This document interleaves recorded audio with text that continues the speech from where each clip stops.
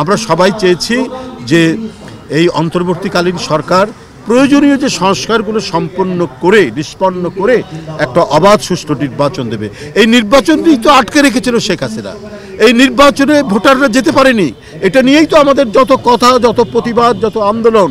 কারণ এই নির্বাচনকে একতরফা করার জন্য উনি সমস্ত প্রতিষ্ঠান ভেঙেছেন, তিনি নির্বাচন কমিশনের নিরপেক্ষতা ভঙ্গ করেছেন, তিনি আদালতকে নিজের আঁচলের মধ্যে বন্দী করে রেখেছিলেন।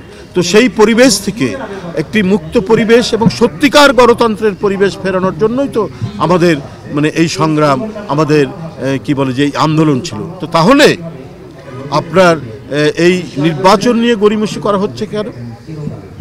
এটা কি নির্বাচনের কথা বলা, নির্দিষ্ট সময়ের মধ্যে নির্বাচনের কথা বলা, এটা কি মহাপাপ? আজকে উপদেষ্টাদের কথা শুনে সেটা মনে হচ্ছে, এবং তারা নানাভাবেই বিভিন্ন মানুষকে দিয়ে এটা প্রভোগ করার চেষ্টা করছেন। কেন?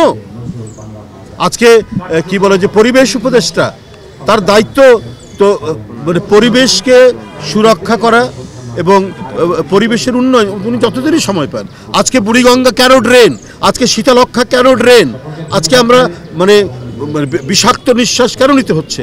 উনি এই দায়িত্ব পালনের পর এমন কিছু ড্রাইভ উনি দেখাননি, এমন কিছু উদ্যোগ তিনি নেননি যে পরিবেশ মানে পরিবেশ সংরক্ষণ বা পরিবেশ দূষণমুক্ত করার জন্য যে কোনো পদক্ষেপ যেটা পরবর্তী সরকার গ্রহণ করবে, সেই ধরনের তো আমরা কোনো পদক্ষেপ আমরা তার কোনো কর্মকাণ্ডের মধ্যে দেখিনি। কিন্তু খালি দেখি যে খালি নির্বাচন বললে তো হবে না, খালি নির্বাচন।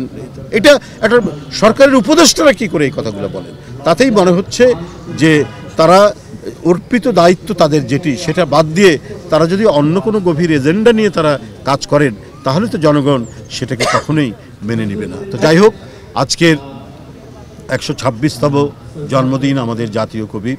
আজকের এই শুভ জন্মদিনে আমি তার আত্মার মাগফিরাত কামনা করছি। আমরা গর্বিত যে জাতীয় কবি নজরুলের মতো একজন মহান কবিকে আমরা পেয়েছি।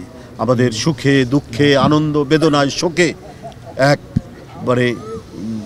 এক অসম্ভব প্রেরণার উৎস হচ্ছে জাতীয় কবি কাজী নজরুল ইসলাম।